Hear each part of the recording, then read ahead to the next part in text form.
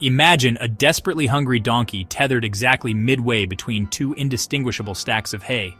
Both piles are fragrant, equally distant, and promise identical nourishment.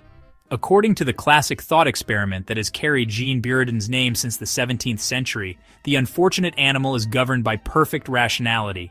It will move only if it can detect a genuine reason to prefer one course of action over another. Because every factor is symmetrical. No preference ever appears. Movement never begins, and the creature dies where it stands. The spectacle is comic in outline, yet tragic in outcome. And it has served for more than 7 centuries as philosophy's shorthand for the paralyzing edge where pure reason meets perfect symmetry. The image we now label Buridan's ass, in fact, has a winding pedigree. Aristotle planted the earliest seed when, in On the Heavens, he asked readers to picture a man who was equally thirsty and hungry, standing between food and drink, unable to decide where to turn.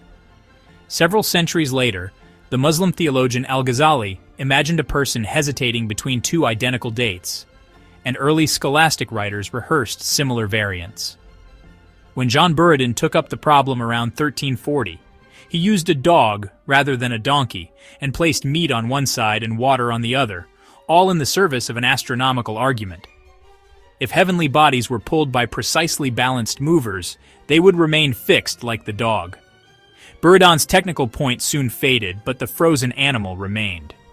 The creature changed species in 1697 when the French skeptic Pierre Bayle, intent on lampooning determinism, swapped the dog for a stubborn ass whose plodding reputation made the satire sting. Bayle's encyclopedia was so popular that the donkey eclipsed every earlier version. Ever since, Buridan's name has conjured a starved beast bracketed by twin haystacks. At the heart of the fable lies the principle of sufficient reason, the notion that every fact, including every decision, must rest on an adequate ground. If the donkey's world really contains no hair-breadth asymmetry, no difference in scent, distance, lighting, memory, or habit, then there is literally no sufficient reason to favor left or right. Gottfried Wilhelm Leibniz, who made sufficient reason the keystone of his metaphysics, worried about this very corner case. His solution was to postulate Petit's perceptions, subliminal leanings so faint we never notice them, but powerful enough to tilt the scales and save both the donkey and the principle. Baruch Spinoza took the opposite line.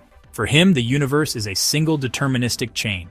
Perfect symmetry might be rare, but if it occurred, paralysis and death would follow without mystery. Later libertarians in the free will debate turned the story into an argument against strict causal theories.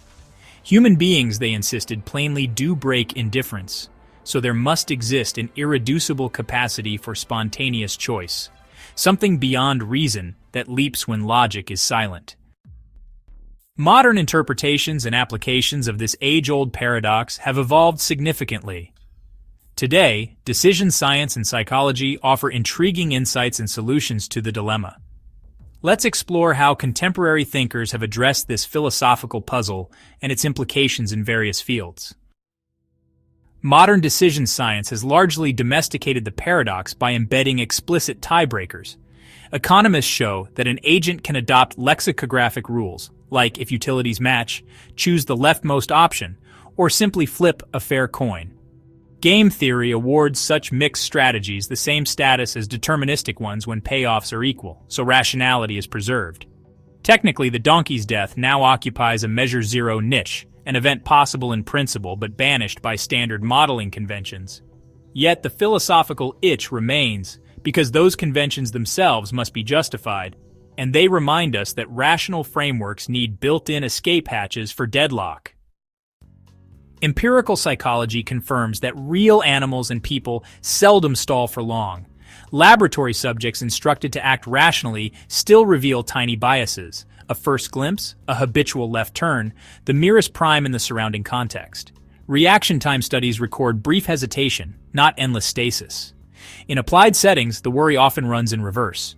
Shoppers confronting vast aisles of near-duplicate products take painfully long to choose or decide to postpone purchase altogether, a phenomenon labeled choice overload. Even here, however, participants eventually act or walk away. They do not starve. The thought experiment therefore functions as a limiting idealization. sharpening our sense of how micro-preferences, noise, and time pressure lubricate everyday agency. Perhaps the most striking technological echo of Buridan's beast occurs in digital electronics. A synchronous flip-flop that samples a changing input at the exact switching voltage can enter a metastable state, persisting for an unpredictable interval in neither logical 0 nor 1. Like the donkey, the circuit lacks grounds to resolve its state until some minute physical fluctuation tips it. Engineers insert extra synchronizer stages or randomized sampling phases to ensure that the device settles before its ambiguity propagates. The cost of ignoring metastability is real. Entire processors have crashed because a single gate found itself poised too precisely between alternatives. Evolutionary biologists observing foraging patterns note a similar lesson. Mathematical models that forbid perceptual noise predict that an organism confronted with two identical food patches will stall.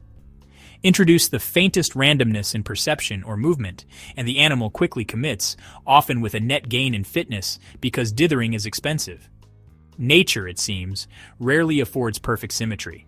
Even if it did, neural and muscular jitter would create it.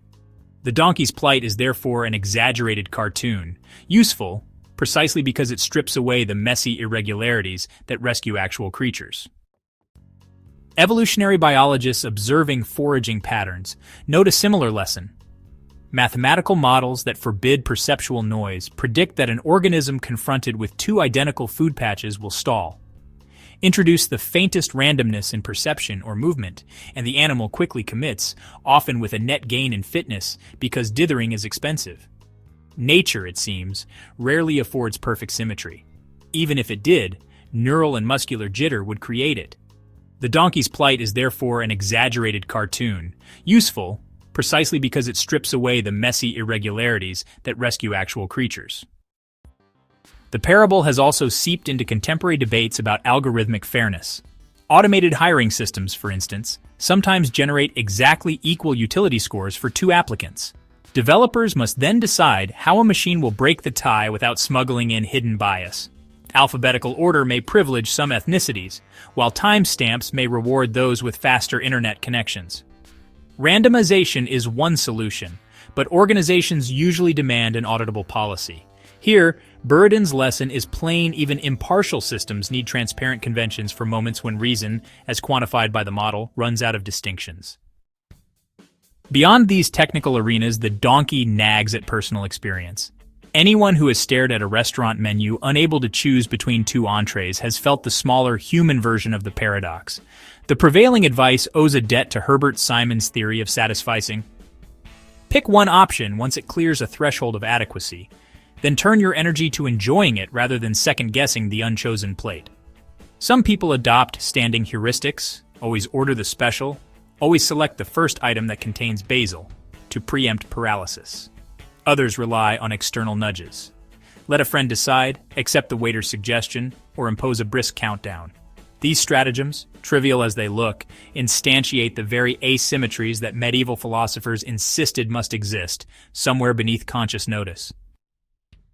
One way to appreciate the paradox's staying power is to view it as a meditation on the grain of time.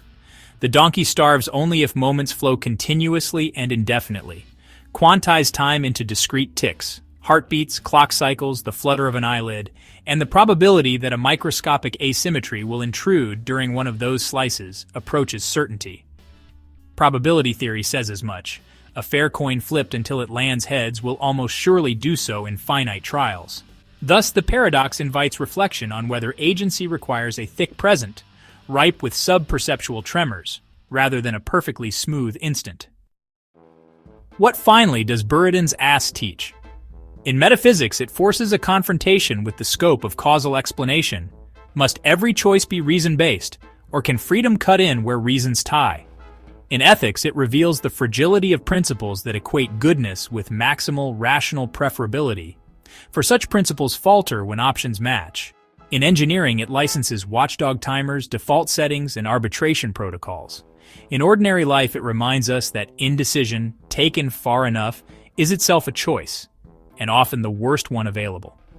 If there is wisdom in the fable, it lies in recognizing that real agents, whether circuits, organisms, or persons, thrive not because they inhabit perfect symmetry, but because the universe supplies, or they themselves create, the tiniest breeze of asymmetry that lets the first hoof move.